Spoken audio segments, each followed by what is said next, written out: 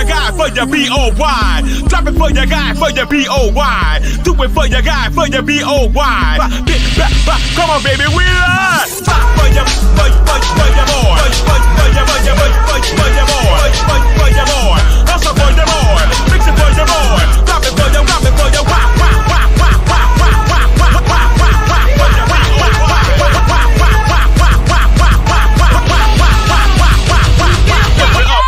lift it up. Mr. Carroll, how you give the voodoo doll time to talk? I don't get no fucking time to talk. Who the voodoo doll is? The nigga you just had up here.